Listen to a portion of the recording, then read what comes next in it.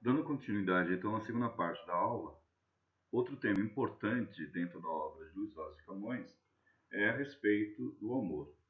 Bem, o amor, como se sabe, é um substantivo abstrato e uma das características dentro da poética de Camões é a tentativa de se definir o amor, tentar dizer de maneira racional o que vem a ser o amor. Levando em consideração que o amor, visto como ideia e, de certa forma, é uma continuidade do pensamento platônico já explorado nas cantigas de amor, em que se tem a visão de um amor idealizado, em que se retrata a mulher amada, como um ser perfeito e inalcançável, buscando-se, portanto,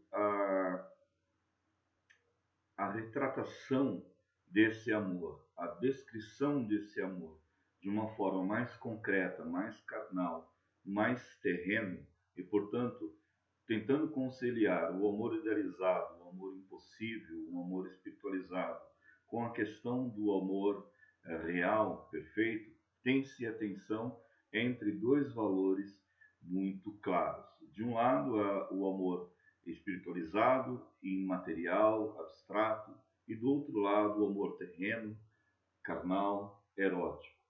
Surge, portanto, uma tensão que se reflete no uso de elementos paradoxais. Então, surge, portanto, um paradoxismo, a presença permanente de antíteses e figuras de oposição. Isso fica muito claro na, na poesia, em que temos a tentativa de se metaforizar o amor junto com a negação desse amor, como no verso: o amor é fogo que arde se ver, é ferida que dói e não se sente. Um terceiro tema muito recorrente na poética lírica de Camões é a percepção que o eu lírico tem de que o mundo está errado, o mundo está desorganizado, existe um desarranjo do mundo. Isto é, refletido no tema desconcerto do mundo. Esse desconcerto ou desarranjo, o mundo enviesado, o mundo às avessas, é um tema que reflete, de certa forma, na própria biografia de Luiz Vaz de Camões. É aquilo que vai refletir na visão crítica que o próprio autor tem com relação ao mundo do seu momento, do seu tempo, no seu tempo histórico, no seu tempo espacial. E isso se reflete muito bem nas poesias em que retratam a questão em que o autor, pela voz lírica, se vê injustiçado. De certa maneira, ele se coloca como alguém injustiçado, alguém que, no seu momento de aproveitar o instante em que o mundo lhe oferece os prazeres terrestres, as benemérides do mundo, ele é castigado pela justiça terrena. Então, de certa maneira, o prêmio para o mal reflete um castigo para o bem. Né? Uma ambição e a tentativa de buscar bens materiais que pudessem amenizar, talvez, o vazio da morte e a punição para aqueles que cometeram deslizes, aqueles que não foram justos em vida. Bem, isso mostra o conflito entre dois aspectos interessantes, que é entre o ser e o dever ser. É interessante que essa visão dualista em que o mundo está errado já havia sido explorada, de certa maneira, na peça teatral de William Shakespeare, na tragédia de Hamlet, em que o protagonista ele deixa bem claro to be or not to be, ser ou não ser, eis a questão. Quer dizer, o que se deve fazer num mundo em transição? Não podemos dizer que esse novo mundo, esse século XVI, essa idade moderna, pontua realmente valores em transição, valores em mudança.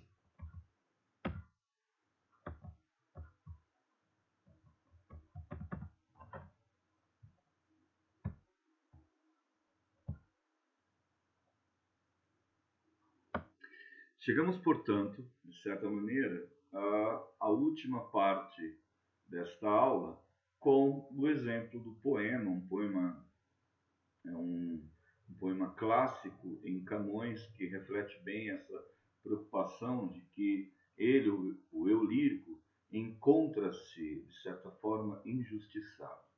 Então, no soneto que vocês podem ler na tela, nós observamos que o eu lírico, ele também faz uma análise do seu tempo, ele como observador deste mundo em transição, ele dá a entender que os bons passaram, né, com grandes tormentos, com grandes problemas. Né? E por mais que ele observe isso, ele se sente indignado porque os maus sempre tiveram, apesar dos seus feitos, apesar das suas realizações serem realizações que vão contra uma posição de justiça, eles não são injustiçados, eles não são punidos, então ocorre, de certa forma, uma justiça enviesada, porque pelos seus atos de não beneméritos, atos que ferem, digamos, aquilo que seria a balança, o equilíbrio perante a justiça, esses recebem o benemérito, os benefícios do seu tempo, os benefícios do seu momento histórico. Né? Então, o poema deixa bem claro essa questão quando o eu lírico ele se posiciona de maneira muito crítica ao dizer: os bons vi sempre passar no mundo graves tormentos, e para mais me espantar, os maus vi sempre nadar em mar de descontentamentos. Cuidado ao alcançar assim o bem tão mal ordenado, fui mal, mas fui castigado. Assim que só para mim anda o mundo consertado. O que o eu lírico dá a entender que, quando chegou a sua vez, dadas as atitudes realizadas por ele, quando foi o seu momento, talvez, de ter uma recompensa terrena, ele viu a justiça sendo feita para si.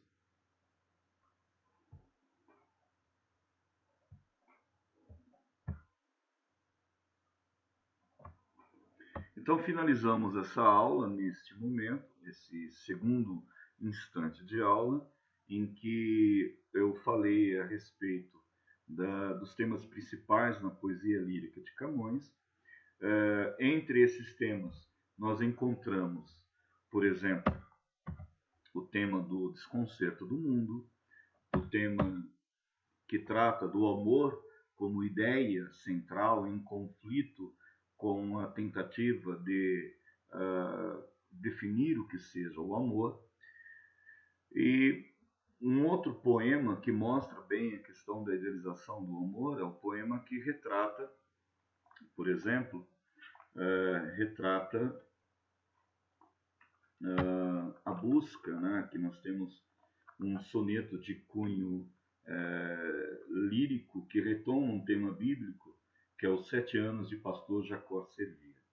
Então, nesse poema, nós temos aqui uma narratividade em que o Luís Vaz de Camões se vale de uma cena bíblica para mostrar o quanto que o amor ele deve seguir um caminho de persistência e um caminho de trabalho árduo para se alcançar o seu objetivo, que é a realização daquele desejo, que é a realização da questão do amor enquanto idealização. Então, o soneto 7 anos de pastor Jacó servia retrata bem essa questão em que o amor de Jacó por Raquel transcende todo tipo de obstáculo. Então, vale a pena que a leitura, embora ele não esteja descrito aí na tela, mas fica, portanto, a título de exemplo. 7 anos de pastor Jacó servia, Labão, pai de Raquel, serrana e bela. Mas não servia ao pai, servia a ela, e a ela só por prêmio pretendia. Observe que nessa primeira estrofe é um soneto O número 7 é um número extremamente interessante, porque é um número de perfeição, tem um número bíblico, portanto, ao sétimo dia Deus descansou de toda a sua obra. E aí nós temos um tema interessante, porque Jacó serviu 7 anos de pastor a Labão, que é pai de Raquel. E quem é Raquel? Raquel é aquela moça que é bela, que ela também é de certa forma, uma pastora, porque ela habita a serra, e aqui mostra que, embora ele tenha trabalhado 7 anos para Labão, o objetivo desse trabalho em 7 anos caracteriza, portanto, que ele não estava servindo ao pai, mas sim servindo ao seu objeto de desejo, o seu amor pela filha de Labão, que era Raquel. Então ele serviu durante 7 anos, na verdade, não ao pai, mas serviu 7 anos à filha, porque ele pretendia, na verdade, ao término dos 7 anos, casar-se com Raquel. A segunda estrofe é, trabalha bem a questão da esperança, né? Os anos se passaram de maneira muito leve, porque ele tinha em sua mente, de maneira muito clara, que ao término desses 7 anos, ele iria se casar com Raquel. Os dias, na esperança de um só dia, passavam, contentando-se com vê-lo. Porém o pai, usando de cautela, em lugar de Raquel, lhe dava Lia.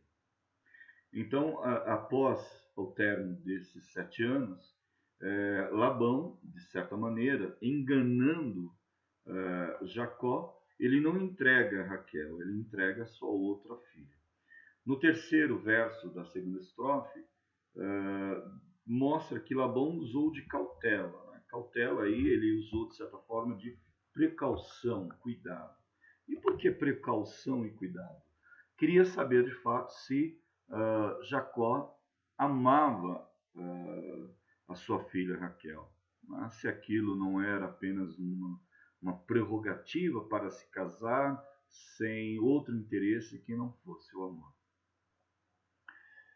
Na terceira estrofe, mostra a tristeza do pastor Jacó quando se viu enganado, mas mesmo assim ele não se deixa sofrer por isso e ele aceita a prerrogativa de trabalhar mais 7 anos para ter o seu amor realizado, a sua prenda, a sua conquista, que é o casamento com a sua amada, neste caso,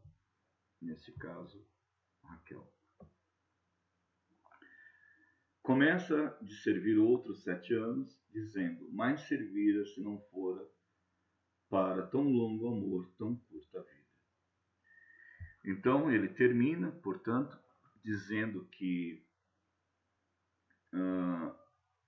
servira 7 anos, mas iria servir mais 7 anos em função desse seu amor por Raquel.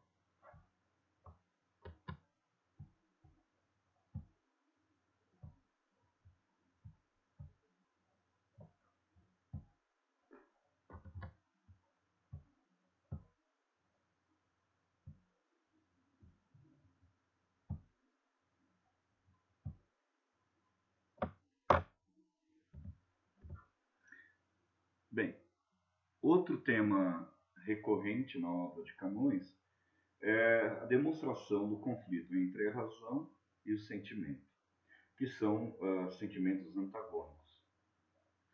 Isto é, o poeta Luís Vaz de Camões, dentro do universo da racionalidade, ele tenta explicar o que vem a ser o amor. Né? Então, a partir de metáforas e de uso de paradoxos, ele tenta explicar o que é o amor. Então, o amor é um fogo. A primeira imagem que se tem é a metáfora. Ou seja, compara-se o amor, que é um substantivo abstrato, a um substantivo concreto, que é a palavra fogo. Então, atribui-se amor características que dizem respeito ao substantivo fogo. Isto é quente, aquece, é símbolo de calor, é símbolo de afeto. Mas, ao mesmo tempo, o amor, enquanto o fogo é aquilo que eu vejo. E, em seguida, na continuidade do verso, diz que o fogo não é visto. O amor é fogo que arde sem se ver. Tem-se, portanto, a primeira parte caracterizada por uma metáfora e a segunda parte caracterizada por um paradoxo, ou negação daquilo que é visto. O amor é fogo, mas não pode ser visto.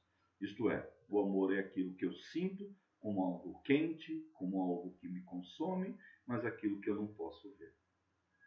Segundo verso. O amor é ferida que dói. A primeira parte é uma metáfora. O amor é uma ferida. E, enquanto ferida, eu sinto dor. Mas, ao mesmo tempo, é uma dor que não se sente. Daí eu tenho um outro paradoxo.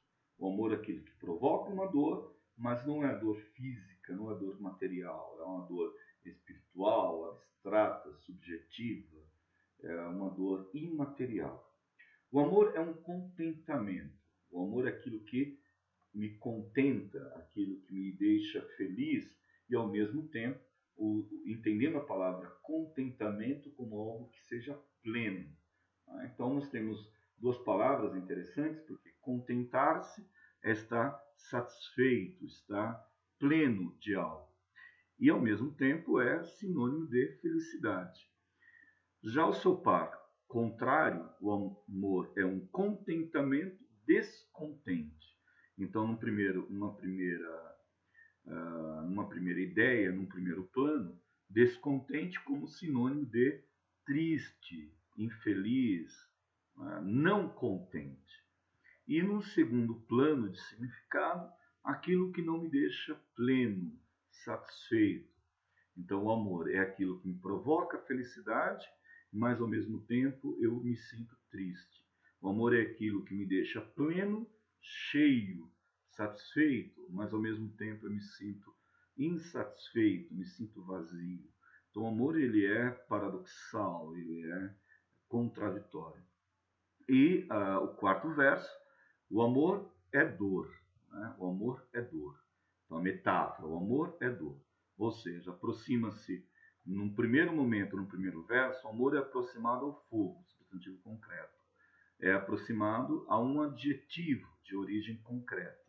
Mas depois, no terceiro e no quarto verso, o amor é comparado a um substantivo também abstrato e a um substantivo também abstrato, que é contentamento, no terceiro verso, e ao substantivo dor, no quarto verso. Então, o amor é dor, dor que desatina, né, sem doer. Aí trabalhamos a ideia de desatinar. O que significa desatinar? Significa provocar algo que me tira da razão, né? Um desatinado, sem razão, né? Enlouquecido. Mas também tem a ver com a ideia de pulsar. A dor é aquilo que pulsa sem doer. Né? Então, isso já foi explorado no segundo verso. A ferida que dói e não se sente, o amor é dor que desatina sem doer. Vejamos, portanto, a segunda estrofe. O amor é um não querer mais que bem querer. Quer dizer, o amor ele provoca um desejo, né? Ou melhor, um não desejo, que se contradiz além do bem querer. Né? Então eu não quero, mas ao mesmo tempo eu quero. O amor é um andar solitário entre a gente. O amor é você se sentir sozinho entre uma multidão. É nunca contentar-se de contente. Vejam que o sétimo verso retoma exatamente o terceiro verso da primeira estrofe. O amor é um contentamento descontente. O amor é nunca contentar-se de contente. Ou seja, você não se sente plenamente nem satisfeito, nem plenamente feliz. O amor é um cuidar que se ganha e se perder. Então, eu cuido em ganhar e ao mesmo tempo eu me perco. Eu quero ganhar algo porque eu estou amando, mas ao mesmo tempo o amor é aquilo que provoca a perda do próprio sujeito, a perda do próprio eu lírico. E a última parte, né, as duas últimas estrofes. O amor é querer estar-se preso por vontade. Então o amor ele faz com que você se sinta aprisionado, mas é uma prisão que é voluntária. E nesse sentido, é servir a quem vence, o vencedor. Né? Então, o amor faz com que você queira servir de maneira espontânea aquele que te aprisiona por amor, aquele que te vence, né? Aquele que te ganha. Né? O amor é ter com quem nos mata lealdade. Né? Então, você vai sendo morto por esse sentimento e a ele você dedica lealdade. E a última parte do soneto, que é a última estrofe, mas como causar pode seu favor nos corações humanos amizade, se tão contrário assim é o mesmo amor. O poema, portanto, termina dizendo que o amor ele é contraditório e ele provoca isso nos corações humanos. Outro tema em que eu já mostrei é a questão da mutabilidade. O mundo é transitório, o mundo se transforma, o mundo se altera. Né? Então, mutabilidade. E um outro tema já explorado, no primeiro momento, é que o mundo está em desarranjo. Então, nós temos um soneto que explica muito bem isso. Mudam-se os tempos, mudam-se as vontades, mudam-se o ser, muda-se a confiança. Todo mundo é composto de mudança, tomando sempre novas qualidades. Então, a efemeridade das coisas. Todas as coisas são passageiras. Isso reflete bem a ideia de que o tempo em que Camões estava vivendo era um tempo, embora fosse um tempo de busca de racionalidade, de explicação para esse momento transitório, era um mundo de transformação. Até então tinha-se uma visão medieval, uma visão teocêntrica e novas verdades, verdades científicas, verdades filosóficas, se asseguravam, né? Se tornavam, de certa maneira, novas verdades, novas explicações para as incertezas, as inseguranças que estavam presentes no mundo medieval. A segunda parte do poema, o segundo quarteto, né, explica bem essa questão de que o mundo estava em contínua transformação. Continuamente vemos novidades, diferentes em tudo da esperança. Do mal ficam as mágoas na lembrança, e do bem, se algum houve, as saudades. Continuamente vemos novidades, ou seja, tudo é novo. Né? Um novo mundo, um novo pensamento, uma nova forma de enxergar o mundo à sua volta. Né? E se algo ficou, apenas a lembrança. Né? Do bem, se algum houve, a saudade. Nós vemos de maneira muito clara nessa estrofe, nesse terceiro e quarto verso da segunda estrofe, bem uma visão maniqueísta, né? Assim, a sobreposição entre mal e bem. E, por fim, as duas últimas estrofes. Né? A terceira estrofe, o tempo cobre o chão de verde manto, que já coberto foi de neve fria, e em mim converte em choro doce canto, e afora este mudar a cada dia. Outra mudança faz de maior espanto, que não se muda já como soía, como era. Né? Então o tempo cobre o chão de verde manto. O tempo é aquilo que demarca as grandes mudanças, as transformações. Né? E que já coberto foi de neve fria. Então mostra bem essa ideia da transição do tempo, aí é o tempo físico, né? Ou seja, outrora o tempo era, o chão era coberto de verde, manto, de grama, então tem a transição para do verão, primavera, para o outono e o inverno. Né? E a imagem, essa imagem do choro e doce canto, em mim converte em choro o doce canto. O que antes era alegria passa a ser tristeza. A assim como o campo verde, o chão verde, passa a ser neve fria. É interessante essa ideia de que o doce canto associado ao verde manto e o choro associado à neve fria. A neve, portanto, também derrete. Afora este mudar-se cada dia, ou seja, tudo que muda constantemente, tudo muda dia após dia, outra mudança se faz de maior espanto, que não se muda como se suía, como era.